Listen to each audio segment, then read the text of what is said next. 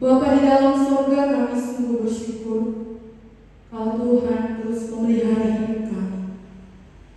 Kalau kami hitung satu demi satu berkat, sungguh kami tak dapat menghitungnya ya Tuhan. Karena begitu Engkau mengasihi kami, dari hal yang paling kecil yang kadang tak kami pikirkan, Engkau sediakan dalam hidup kami. Bahkan ya Tuhan, perkara besar yang Engkau telah nyatakan, itu pun demi kami. Sungguh kami memuji dan memuliakan Tuhan kami yang hidup dan yang senantiasa terus berfirman bagi kami. Dan saat ini ya Tuhan, Engkau akan kembali berfirman bagi kami. Kami mau mempersiapkan hati kami. Kami mau mempersiapkan seluruh anggota tubuh kami untuk boleh tenang menikmati firman Tuhan. Kami mau menanggalkan beban dan dosa yang akan merintangi kami untuk mengerti isi hati-Mu, untuk mengerti apa yang Tuhan mau dalam hidup kami selama kami hidup di bumi ini. Ajarlah kami ya Tuhan. Demikian juga hamba-Mu yang penuh dengan keterbatasan, Tuhan yang memakai dengan kuasa untuk boleh menyatakan isi hati. Di dalam nama Tuhan Yesus Kristus kami bersyukur dan berdoa. Amin. Jemaat dipersilakan duduk lagi.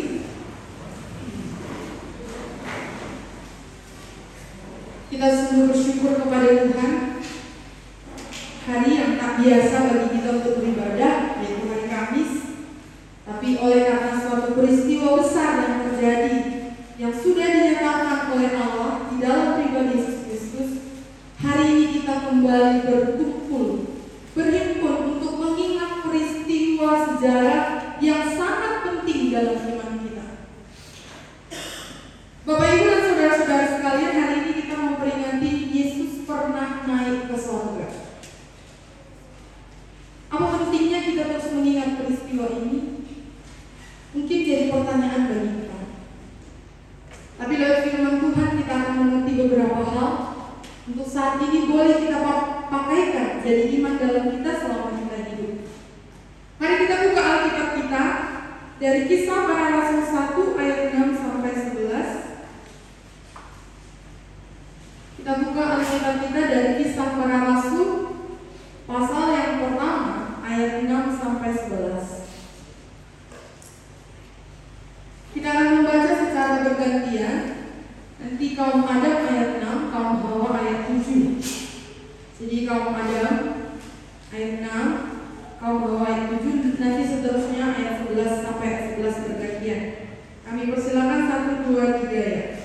Maka berkatalah mereka yang berkumpul di situ, Tuhan, apakah Engkau pada masa ini mengirimkan data ke Israel?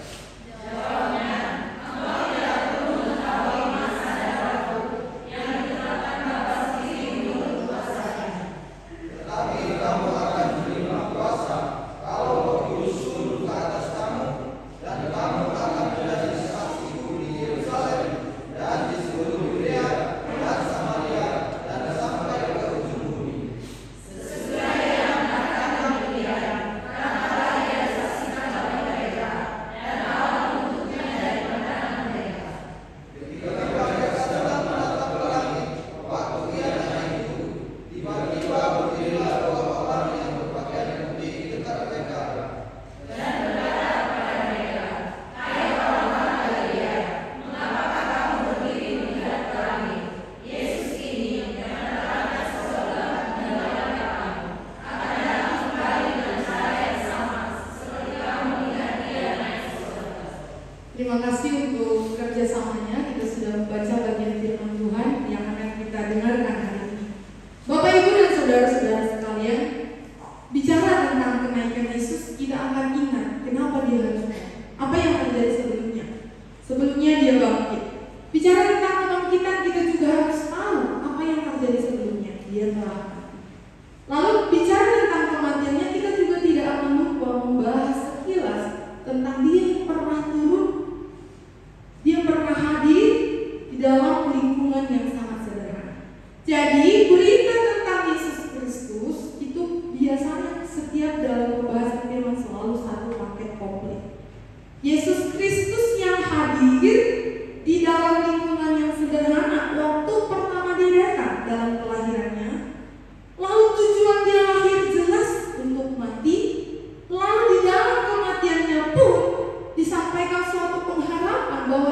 bangkit pada hari ketiga. Lalu tujuan dia bangkit ini untuk meyakinkan para murid, untuk menyatakan iman yang sesungguhnya kepada para murid.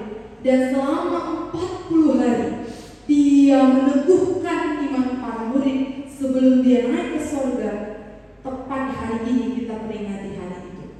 Jadi di dalam Kisah Para Rasul yang sudah kita baca ini, di situ dikatakan Yesus naik ke surga. Kalau di ayat 12 itu kita ketahui bahwa Yesus naik itu di bukit yang bernama Bukit Zaitun. Jadi kalau di ayat 11 dikatakan dia akan datang sama persis sebagaimana dia naik, dia akan datang di tempat yang sama barangkali. Tapi peristiwa itu akan kita nantikan pada nantinya. Maka kenaikan Yesus Kristus kita juga akan sampai kepada pemahaman bahwa dia naik dan dia akan datang kedua kali. Jadi ini adalah satu paket komplit tentang Kristus, pribadi Kristus dan karya Kristus. Tentu kalau ditanya di ruangan ini pribadi Kristus semua sudah hafal. Bahkan kalau kita buat CCA nanti semua pun dapat urutan nomor 1. Bingung nanti jurinya ditentukan siapa juara 1 karena semua di urutan yang sama. Maksudnya apa? Pengetahuannya oke. Jadi kalau kita bicara tentang pribadi Kristus kita sudah tahu. Lalu bicara lagi tentang karya Kristus, wah lebih hebat lagi. Kenapa? Siapa lagi yang nggak tahu cerita karya Kristus kan gitu ya? Bukit Golgota dia datang dengan tujuan mati, Bukit Zaitun dia naik dan katanya akan datang kembali seperti bagaimana dia naik. Jadi kalau kita lihat bukit apa Yesus mati gitu ya, langsung struk Bukit Golgota. Bukit apa Yesus naik, struk Bukit Zaitun. Nah, jadi kalau soal tahu kita udah banyak tahu. Tapi apa sih tujuan kita bahas firman Tuhan hari ini? Ada beberapa hal yang perlu kita tahu. Jadi di dalam kenaikan ini kita harus tahu apa tujuan dia mati. Tujuan Yesus mati mematikan kuasa dosa. Itu yang pertama. Tujuan Yesus mati adalah mematikan kuasa dosa. Kuasa artinya perbuatan dosa. Lalu kebangkitan Yesus ngapain? Mengalahkan hukuman dosa. Nah, beda ya. Kematiannya mematikan kuasa dosa, perbuatan dosa itu. Kebangkitan Kristus mengalahkan hukuman, yaitu maut. Lalu kenaikannya untuk apa? Kenaikannya adalah penyataan akan sebuah harapan tentang rumah yang kekal. Kenaikannya apa? Penyataan akan sebuah harapan tentang rumah yang kekal. Maka di Yohanes kan dikatakan, jangan gelisah hatimu, karena aku naik menyediakan apa? Tempat bagimu. Jadi kenaikan Yesus adalah penyataan akan sebuah harapan bahwa ada rumah yang kekal. Bapak Ibu dan saudara-saudara sekalian, ternyata manusia itu butuh rumah. Butuh rumah. Maka sekarang kan banyak orang berjuang punya rumah, beradu kreatif rumah masing-masing. Tapi rumah apa sih yang dimaksud dalam bagian ini? Apakah rumah tempat tinggal kita sana? Bapak Ibu, kondisi Adam dan Hawa, mereka di Taman Eden kehilangan rumah. Mereka diusir Tuhan dari Taman Eden karena apa? Pemberontakannya di hadapan Tuhan. Mereka diusir. Maka kita ini sebenarnya pengembara. Maka di dalam kisah Kain menjadi seorang pengembara. Kita lagi. Kita ini telah kehilangan rumah. Maka karena kita kehilangan rumah, dia pergi menyiapkan rumah.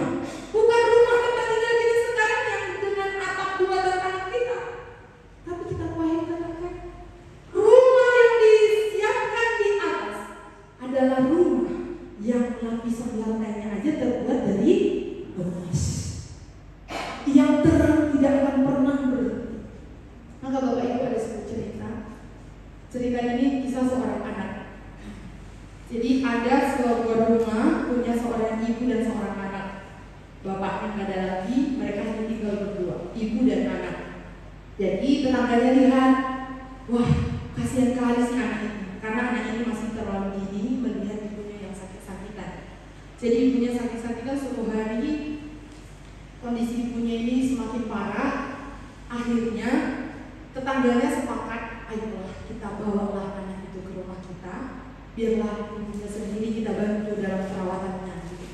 Jadi kurang lebih 2 minggu anak itu berada di rumah tetangganya, diurus oleh tetangganya. Jadi dipikir tetangganya ini kondisi ibunya ini makin baik, makin pulih, ternyata makin parah, dan akhirnya ibunya ini meninggal. Tanpa diberitahu kepada anaknya biar menjaga kesedihannya, gak dibawa anaknya melihat ibunya ini diurus oleh tetangganya, dibawa ke rumah sakit, gak ada lagi harapan, meninggal lalu dikubur. Lalu anak ini bilang, "Tante, aku mau lihat mama ini." Tetangganya bingung mau bilang apa, tapi karena anak ini memaksa, anak ini pergi sendiri tapi diiringi oleh tetangga. Ketika buka rumah, dipanggilnya, "Mama, mama," nggak ada. Tengoknya ke kamar, tengoknya ke kamar mandi, tengoknya seluruh rumah, nggak ada. Lalu ditanya tetangga, "Tante, kemana mama?" Tetangganya jawab, "Mama sudah pergi jauh dan nggak pulang. Rumahnya kosong." Lalu anak itu pergi lari kembali ke rumah tetangga. Dia nggak tinggal di rumah itu. Kenapa Bapak Ibu? Karena rumah itu gak ada artinya tanpa pemiliknya. Mamanya yang meninggalkan kenangan banyak, dia butuh mamanya, bukan rumahnya. Jadi dia pergi, jadi dia tinggal sama tetangganya. Jadi bicara tentang rumah, kita bukan hanya butuh rumah yang kosong, tapi kita perlu tahu kita butuh rumah dengan seorang pemilik. Maka Kristus naik ke surga, menyediakan tempat untuk kita, dan dia hadir di situ. Itu peristiwa kenaikan Yesus ke surga. Jadi Bapak Ibu, ada satu hal yang akan kita ketahui, bukan satu hal, ada 3 hal yang akan kita ketahui dari kenaikan Yesus ke surga.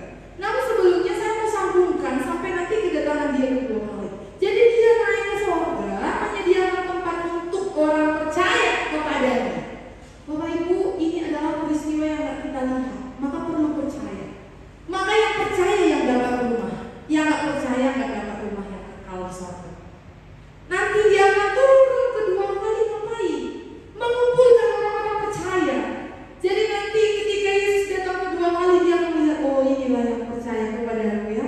Meski nggak ditunjukkan langsung mereka percaya, engkau mendapat upah. Jadi nanti kedatangan dia kedua kali, mengumpulkan orang percaya ngapain? Membawa orang percaya ini kepada apa yang dijanjikan. Janji lalu digenapi. Yang percaya dapat, yang nggak percaya nggak dapat. Oke, itulah sekilas bagaimana Yesus lahir, mati, bangkit, naik, dan nanti akan datang kedua kali. Satu paket komplit tentang Yesus Kristus, pribadinya dan karyanya. Lalu kita akan fokus dalam kisah para rasul 1 ayat 6-11 tentang kenaikan Yesus di Bukit Zaitun. Bapak Ibu, kenaikan Yesus ini untuk menyatakan 3 hal. Yang pertama, surga adalah tempat atau rumah yang nyata. Maka Yesus naik ke surga. Setiap tahun kita sudah berapa usia kita? Sekali setahun pasti dengan khotbah kenaikan Yesus. Kan gitu ya. Jadi kira-kira dari rumah itu udah bisa bayangkan nanti khotbah tentang kenaikan Yesus. Jadi akan bahas lagi tentang surga yang gak kelihatan itu. Maka orang-orang yang akan berpikir konyol akan bilang, capek kali lah gereja itu khotbah sekali setahun tentang surga. Yesus naik ke surga. Omong kosong apa ini kan gitu ya. Tapi itulah sebabnya Yesus sediakan tempat untuk yang percaya kepadanya. Makanya gak mau percaya, gak usah capek kan? Toh gak akan dapat tempat di surga. Tapi apa tujuan Yesus? Apakah itu tujuan Yesus supaya kamu gak percaya? Bukan. Tujuan Yesus supaya kita percaya bahwa surga adalah tempat atau rumah yang nyata. Bapak Ibu, dalam pembangunan sebuah rumah itu capek. Saya belum berpengalaman ya, tapi saya pernah ikut sedikit dalam bagian pembangunan sebuah rumah. Capek memang. Apalagi yang sudah sering ya, pasti capek. Tapi rumah yang dimaksudkan di dalam bagian ini bukan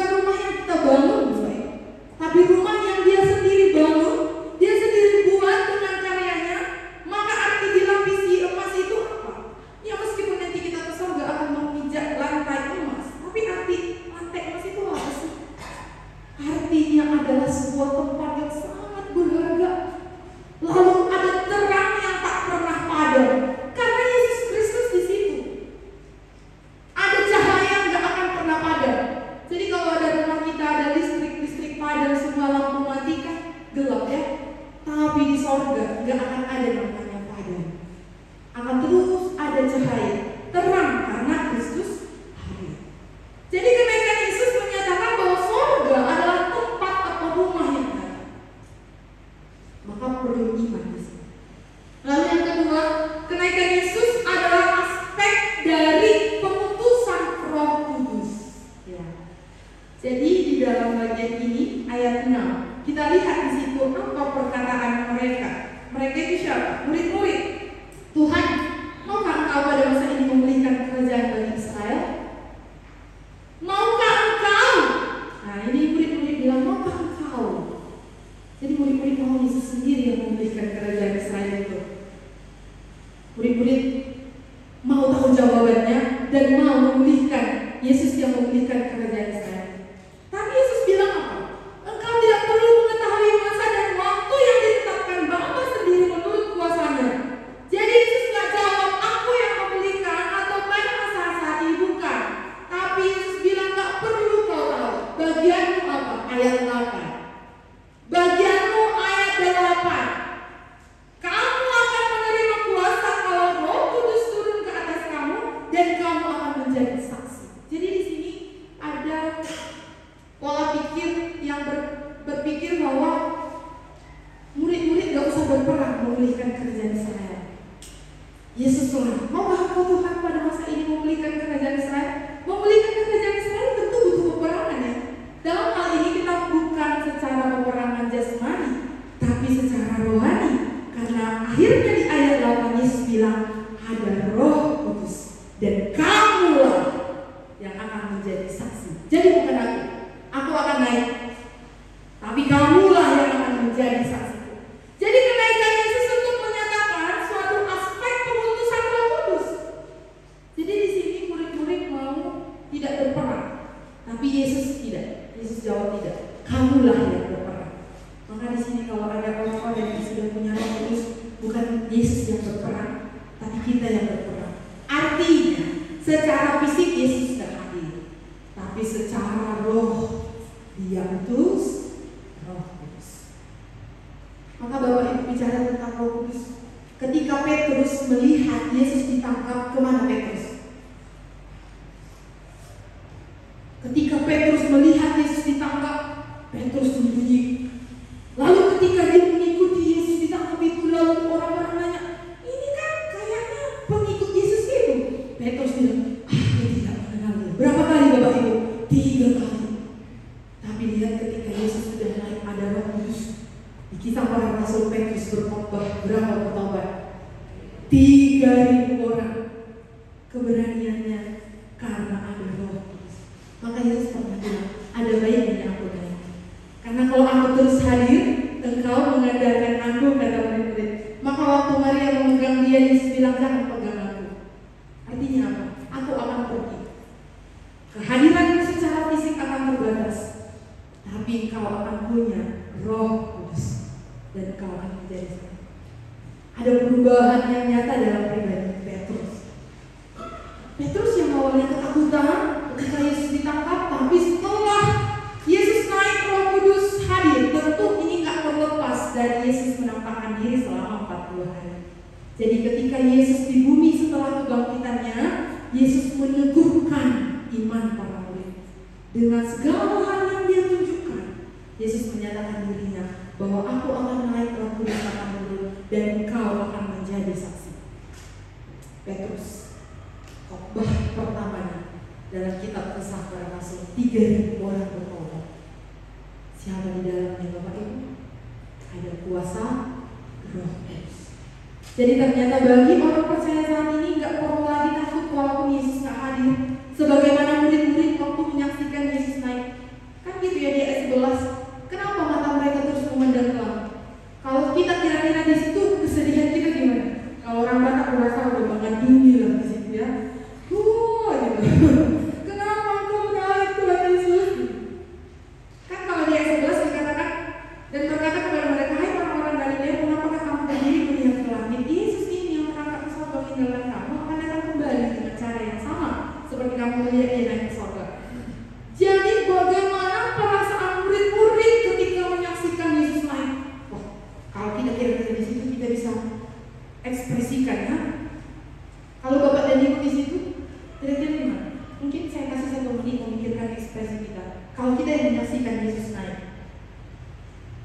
dua jawaban, bisa berekspresi dan dua bingung mau ekspresi apa kan gitu ya.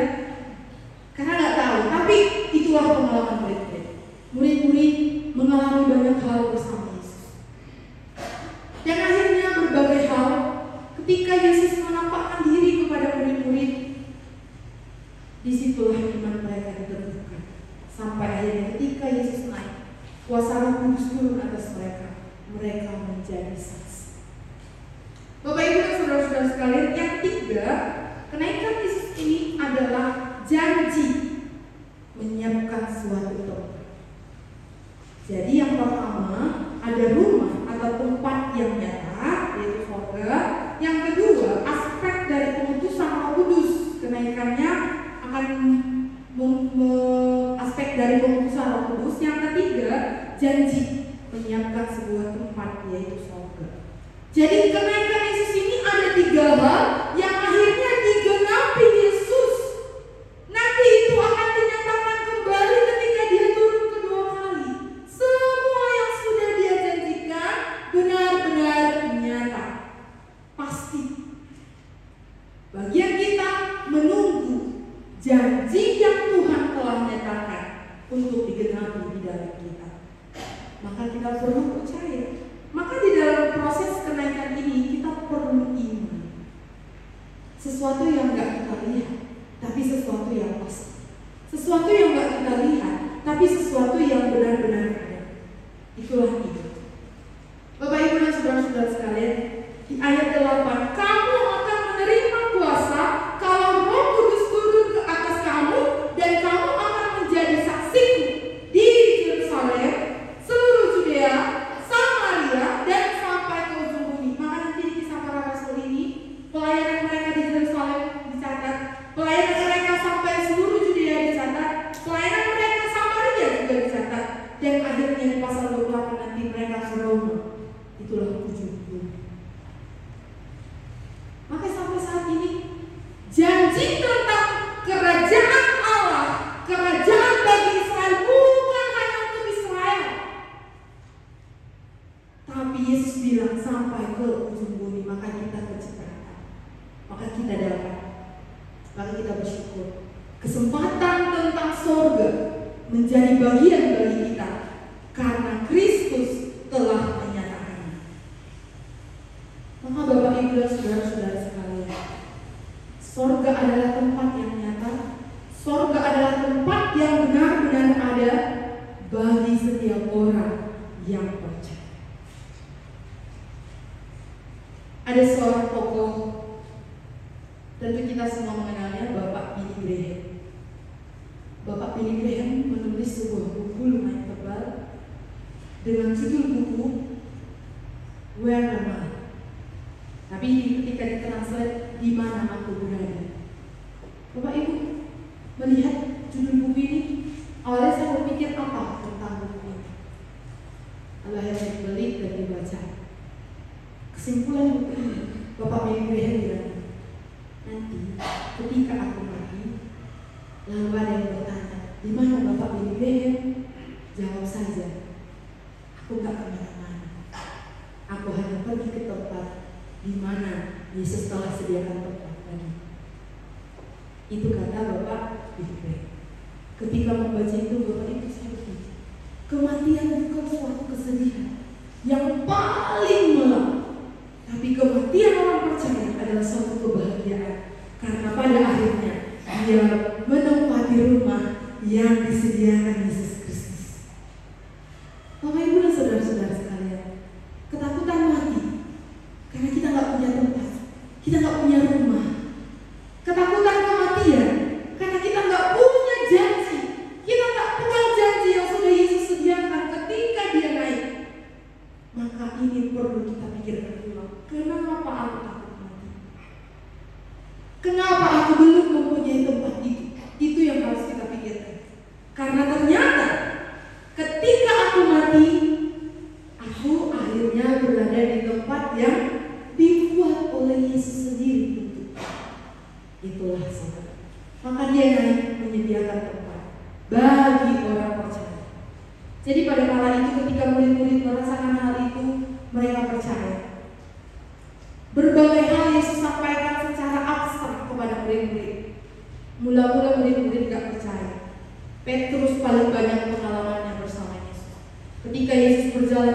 air, Petrus bilang, Tuhan, buatlah aku berjalan. Dia berdiri sempat ya, dia melangkah satu langkah. Tapi apa katanya? Dia memandang kepada gelombang, lalu akhirnya dia takut, dia tenggelam. Dia paling banyak pengalaman bersama Yesus. Maka ketika Yesus naik, mungkin yang paling sedih Petrus. Karena sebelum naik pun, waktu Yesus mau mati, yang paling sedih Petrus, kau tidak akan mengalami hal itu. Tapi ketika dia ditangkap, kemana Petrus? Dia lari. Jadi gambaran Petrus ini gambaran kita masing-masing. Kita bersama dengan Yesus, kita seolah-olah Yesus gak mau kenapa-kenapa kan gitu ya. Tapi ketika Yesus sudah ditangkap dan diperhadapkan ke kita kemana? Kan gitu ya. Ketika belajar tentang Petrus, saya banyak terharu, tapi saya banyak terpukul. Tapi Petrus itu gak menjadi dasar gereja di Matius 16. Kunci kerajaan dikasih ke siapa? Waktu Matius 16, Petrus menjadi dasar gereja. Kefas, batu karang. Begitupun kejamnya Petrus, tapi gitu juga imannya. Sekali berkhotbah 3.000 orang bertobat. Jadi Bapak Ibu jangan tanggung-tanggung. Kalau nakal, berbaliknya jangan tanggung-tanggung ya. Orang nakal kalau berbalik nggak tanggung-tanggung. Jadi kalau kita sadar kita nakal, berbaliklah. Ada orang percaya yang nakal? Banyak ya. Bahkan kadang-kadang ini jadi pengakuan secara bercanda. Aku orang nakal gitu. Tapi pengakuan ini harus menjadi suatu kesadaran sehingga kita berpaling dengan tidak tanggung-tanggung.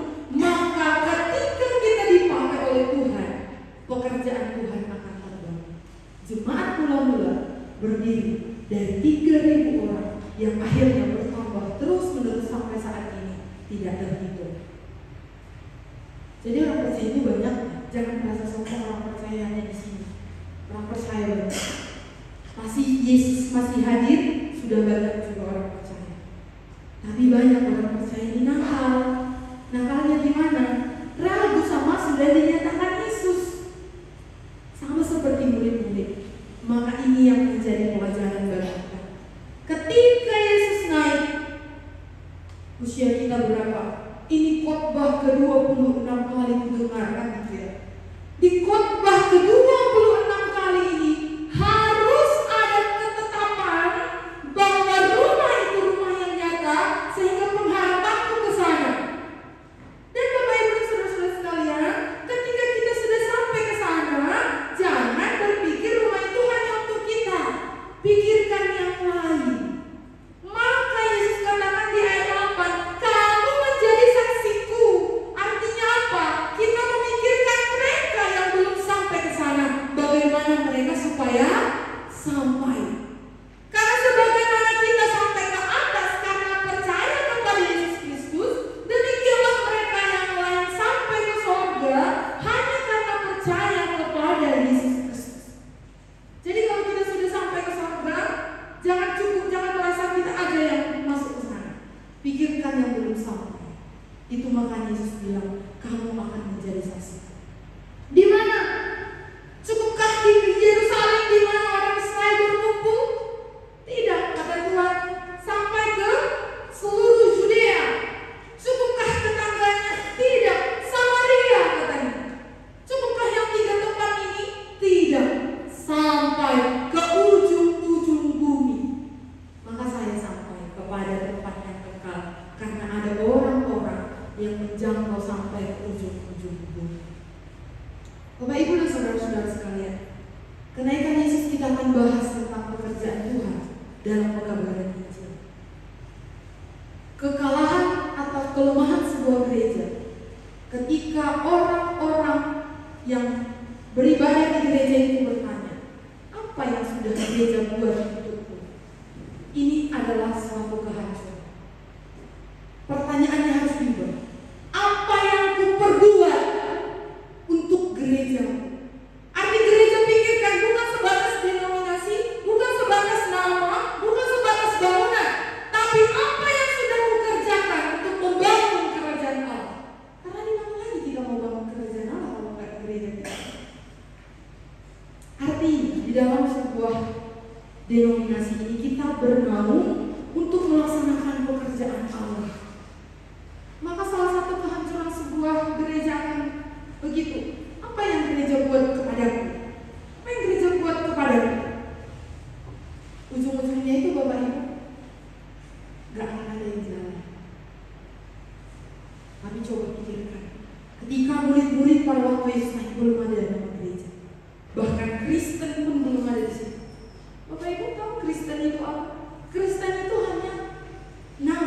mengejekan bagi orang-orang pengikut Kristus waktu itu. Jadi Kristen itu belum jadi agama, sekarang aja jadi agama. Dulu itu Kristen itu olok-olok, Kristen. Tapi sekarang Kristen itu menjadi sebuah agama. Walau sebenarnya tujuan Yesus datang bukan mau menyatakan itu, tapi menyatakan sebuah keselamatan di dalam pribadi Kristus. Tapi sekarang menjadi suatu agama. Tapi tidak apa-apa, kita bersyukur. Meskipun Kristen menjadi sebuah agama, tapi tidak menjadi penghalang untuk orang-orang lain, meskipun dia Kristen, untuk mengenal Yesus Kristus. Dulu belum ada gereja. Jadi kira-kira kalau murid-murid bilang apa yang gereja berbuat bagiku, gak akan ada jiwa-jiwa yang sampai kepada iman yang menyelamatkan. Tapi karena akhirnya mereka berpikir, apa yang kuperbuat untuk membangun kerajaan Allah? Maka itu pertanyaan murid-murid, maukah engkau memulihkan kerajaan bagi Israel? Ini adalah kerajaan yang dipikir mereka bagi orang Yahudi yang pertama. Kerajaan itu suatu kerajaan Israel, kerajaan yang bersifat politik, artinya kerajaan duniawi, yang dimana Mesias yang mereka pikirkan bisa memerintah mereka orang-orang Israel sesuai konsep pikiran mereka. Itu kerajaan dunia. Jadi rajanya aja yang berperang, kita tenang-tenang aja menikmati kemenangan. Ini keenaan apa ya? Orang-orang yang berpikir demikian. Maka Yesus bilang, gak perlu, urusanmu bukan itu. Urusanmu, di ayat itu dikatakan, engkau tidak perlu tahu mengetahui masa dan waktu. Tapi kamu harus jadi saksiku kalau Roh Kudus turun atas kamu. Artinya pembangunan, pemulihan kerajaan Israel dikerjakan oleh orang-orang yang memiliki Roh Kudus. Maka mulai sekarang pikirkan Bapak, apa yang kuperbuat untuk pembangunan kerajaan Allah? Apa yang kukerjakan untuk pekabaran isi hati Allah? Apa yang sudah kuperbuat untuk itu? Karena itu nasihat Tuhan ketika dia datang, kamu akan menjadi saksiku sampai ke ujung. Bicara tentang pekabaran Injil, apakah semua akan berbicara kayak gini? Tidak, tapi semua punya bidang. Maka sekarang mulai pikirkan, kita di mana? Jadi jangan pasif. Menunggu pasif itu mau enak-enak aja. Kita menunggu tapi aktif. Aktif artinya kita menantikan tempat yang kekal yaitu surga. Sambil menantikan ini, mari kita mengumpulkan mereka juga untuk sampai ke tempat yang Tuhan janjikan.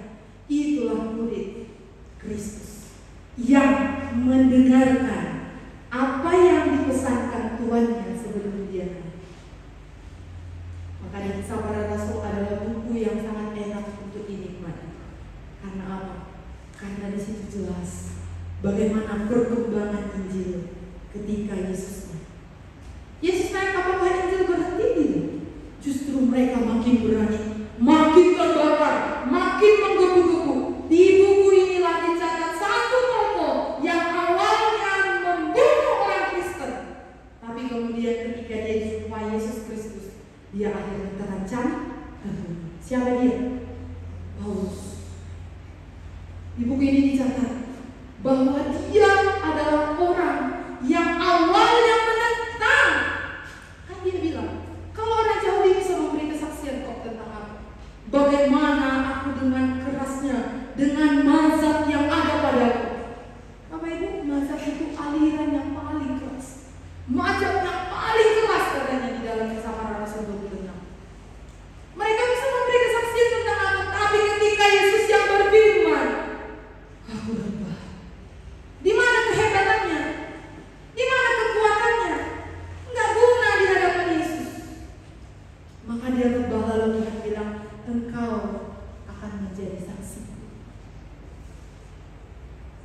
Dan akhirnya Paulus menjadi saksi Yesus karena ada Roh Kudus. Jadi bagi kita yang hadir saat ini, meskipun gak ada Yesus secara fisik, tapi ada Roh Kudus jadi jaminan, yang akhirnya ini yang membuat kita berjalan untuk bekerja untuk Allah. Jadi Bapak Ibu dan saudara-saudara sekalian, kita yang ada hari ini mendengarkan firman Tuhan, kita perlu percaya kepada apa yang sudah Yesus nyatakan dan lakukan. Percaya bahwa Yesus yang akhirnya menuntun setiap orang kepada iman yang menyelamatkan. Yesus yang membawa setiap orang kepada sorga yang nyata. Sorga itu nyata, sorga itu benar ada, sorga itu tempatnya di atas. Ini harus digarisbawahi. Sorga itu ada, sorga itu di atas. Dari mana kita tahu? Siapa yang sudah pernah lihat sorga belum ada? Jadi ada beberapa hal yang kita tahu, meskipun sorga nggak kita pahami secara detail. Kita nggak akan tahu sorga secara detail, tapi Alkitab memberi simbol, memberi gambar tentang sorga, bahwa di sorga ada damai sejahtera. Maka ketika Yesus turun dari sorga ke bumi, peristiwa di Bethlehem. Ketika Yesus turun dari sorga, Yesus datang, puji-pujian malaikat Allah. Kemuliaan bagi Allah di tempat maha tinggi. Yang terpuji siapa? Allah. Dan damai sejahtera di bumi di antara manusia yang berkenan kepadanya. Ketika dia turun dari sorga, dia bawa damai. Lalu ketika Yesus naik, dia bilang apa? Ketika Yesus menampakkan diri kepada murid-murid, peristiwa sebelum dia naik, Yesus bilang kepada murid-muridnya, damai sejahtera bagi kamu. Lalu dia naik ke sorga. Berarti kehadiran Yesus itu bawa damai. Lalu ketika Yesus di sorga, kita bisa tahu bahwa sorga itu damai. Jadi di rumah itu penuh dengan ketidakdamaian, kan gitu ya. Aduh pusing banget di rumahku ini, gak ada damai. Memang gak ada. Jangan capek cari damai dalam rumah, kamu gak akan ketemu. Aduh, di gerejaku ini gak ada damai. Pengalaman. Gak ada damai memang. Di mana ada damai? Damai itu di dalam Yesus. Sehingga di mana ada Yesus, di situ ada damai. Maka jangan berjuang cari damai di rumah. Biarkan damai itu di sini, sumber damai itu.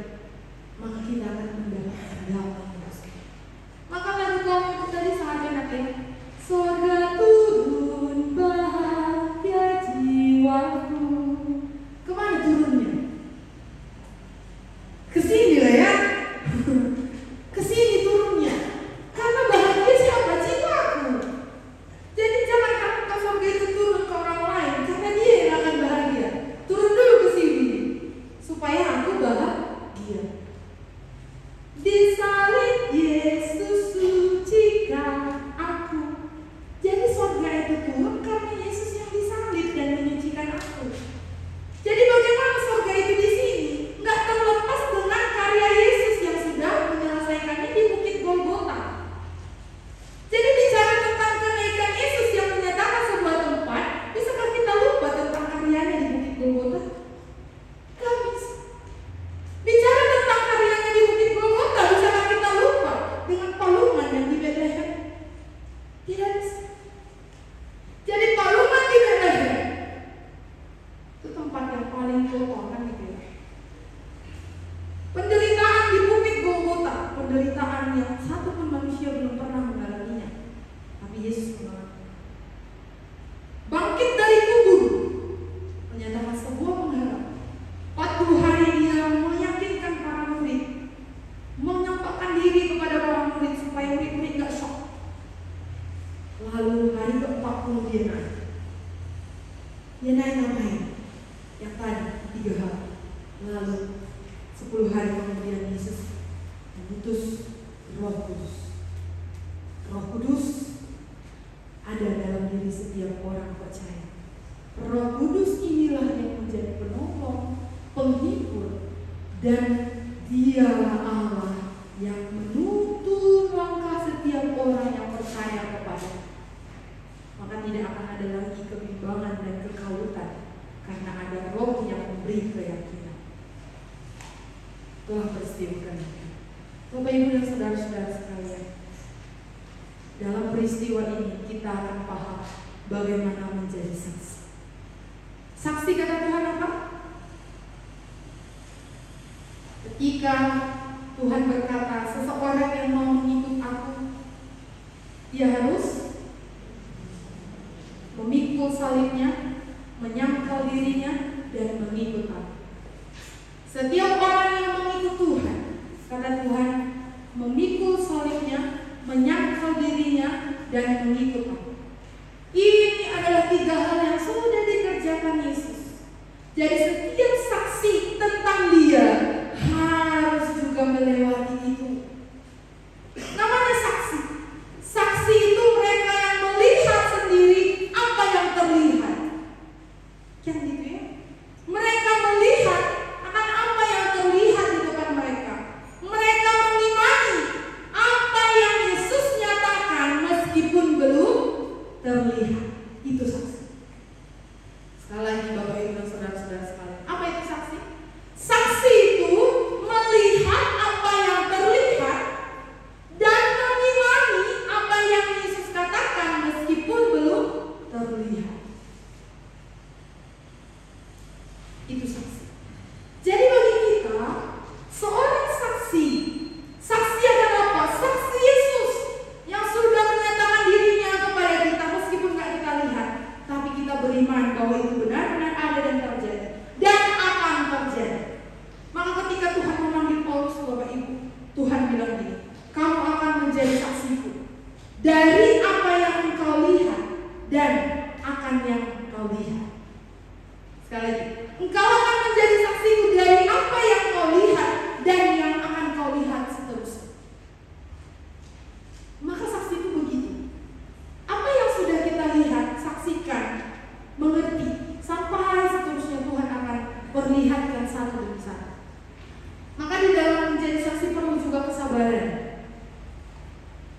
Ada pernah pengalaman seorang anak guru sekolah minggu bilang gini, kalau saya melayani sekolah minggu di situ, ada ya satu tempat, bukan di DKI sana, bukan juga di pos-pos. Kalau saya melayani anak sekolah minggu di tempat itu, dia bilang 9 buah roh habis dalam saya. Paham Bapak yang membantunya? Dia pernah bilang gitu. Kalau saya ngajari anak sekolah minggu di tempat itu, 9 buah roh yang ada dalam saya habis, katanya. Artinya apa? Kita bisa pikirkan ya, jangan kita pernah merasakan hal itu. Mungkin anak sekolah minggu bukan hanya di gereja ya, di rumah bagi kaum ibu, kaum bapak. Di rumah ada anak-anak sekolah minggu, ada remaja pemuda. Jangan-jangan 9 buah roh itu habis. Akhirnya apa yang nampak? Enggak buah rohnya lagi, akarnya pun hilang. Enggak nampak lagi Kristusnya sebagai akar, kan gitu ya. Pohonnya tumbang. Pernah ada pengalaman gitu? Pernah ada yang sampaikan ke saya. Jadi waktu itu saya sampaikan, saya tanya, jadi kalau itu terjadi apa yang kau lakukan? Saya bingung. Saya dulu saya kumpulkan 9 buah roh itu kembali. Lalu saya kembali lanjutkan pekerjaan saya, katanya.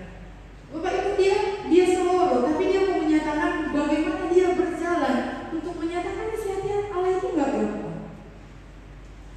Siapa yang berani bilang gampang? Angkat tangan. Menyatakan perlu belajar. Memang nggak gampang menjadi saksi, karena menjadi saksi siap dibenci.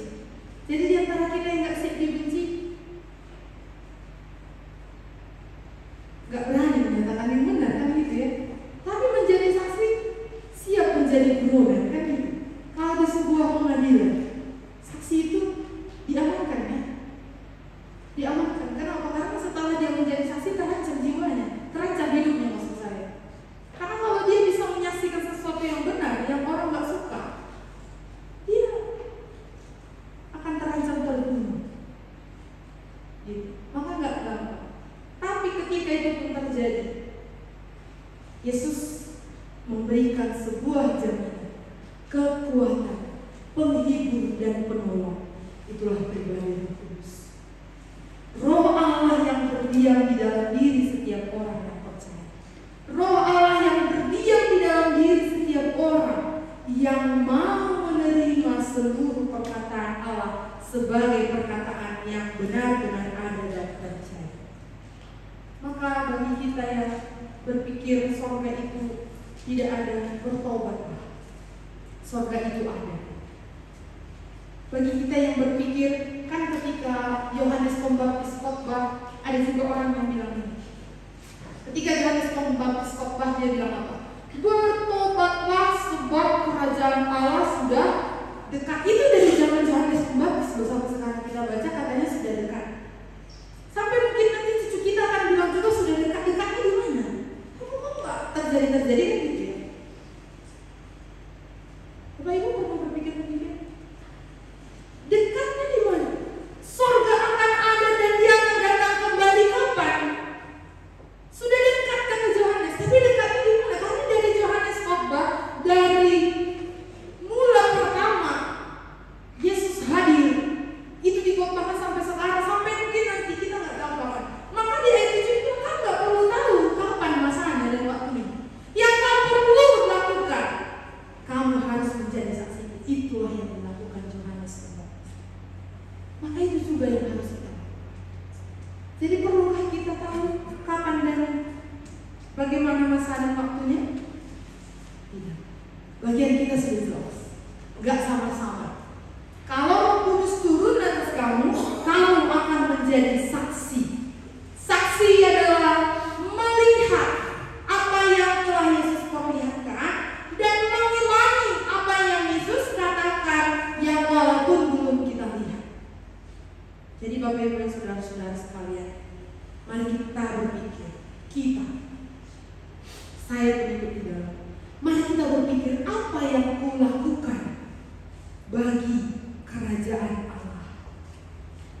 Apa yang bisa kukerjakan bagi kerajaan Allah? Apa yang harus kupacu dalam diriku untuk kulakukan membangun kerajaan Allah? Karena ternyata kita masing-masing bertanggung jawab di hadapan Allah. Kita masing-masing akan diperhadapkan Allah. Kita masing-masing akan ditanya oleh Allah apa yang sudah kita perbuat. Maka masing-masing juga kita akan beri jawaban. Jadi gak bisa orang lain memberi jawab tentang diri Anda. Gak bisa orang lain memberi jawab tentang hidup saudara. Saudara sendiri yang mempertanggungjawabkannya di hadapan Tuhan. Benar atau salah, kita akan dikoreksi oleh firman Tuhan. Jahat atau baik, motivasi kita akan terus disucikan oleh firman Allah.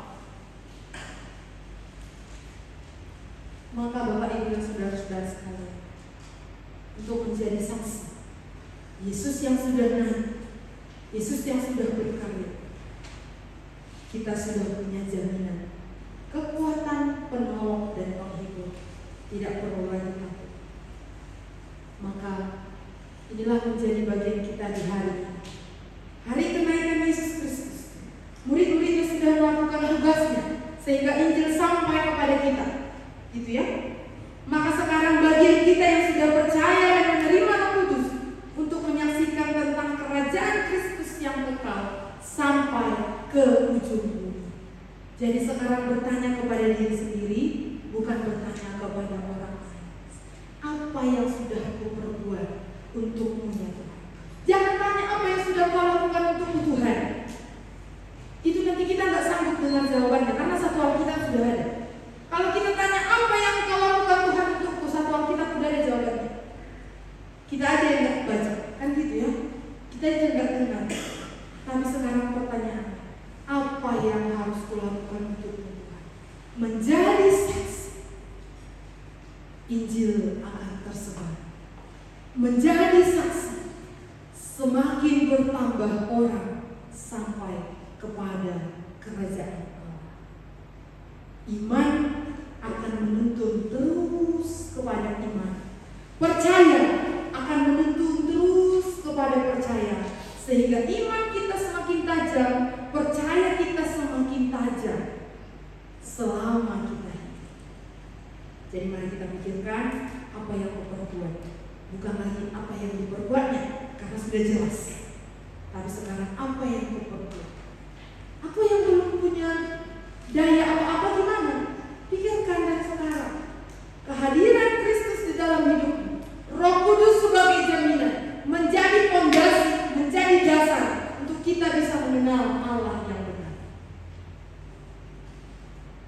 Inilah yang bisa kita lakukan hari ini, supaya kita bersama-sama berpikir.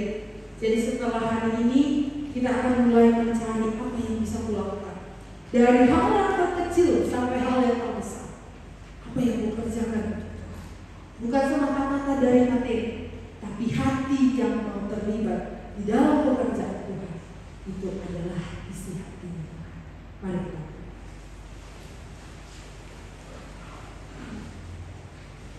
Kami sungguh bersyukur ya Tuhan, kalau hari ini kami boleh mendengarkan firman.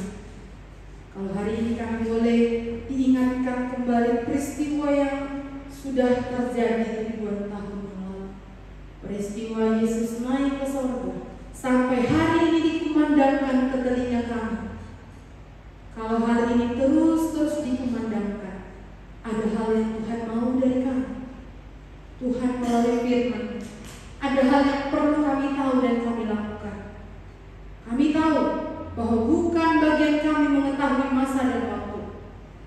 Bagian kami sudah jelas Engkau nyatakan.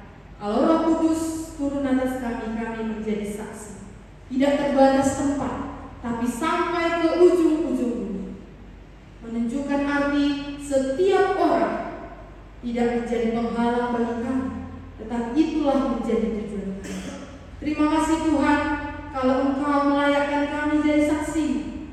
Terima kasih Tuhan, kalau Engkau melayakkan kami menjadi orang yang terlibat di dalam pekerjaan. Oleh karena itu, ajarilah kami, tuntunlah kami untuk boleh memikirkan apa yang akan kami lakukan untuk pekerjaan Tuhan. Apa yang akan kami lakukan menjadi saksi Kristus yang telah menyatakan diri kepada kami. Kalau yang akan bekerja di tengah-tengah kami ya Tuhan, tengah-tengah jemaat yang hadir baik secara online maupun offline, kuasa-Mu yang akan nyata di dalam hidup kami. Terpujilah Engkau di dalam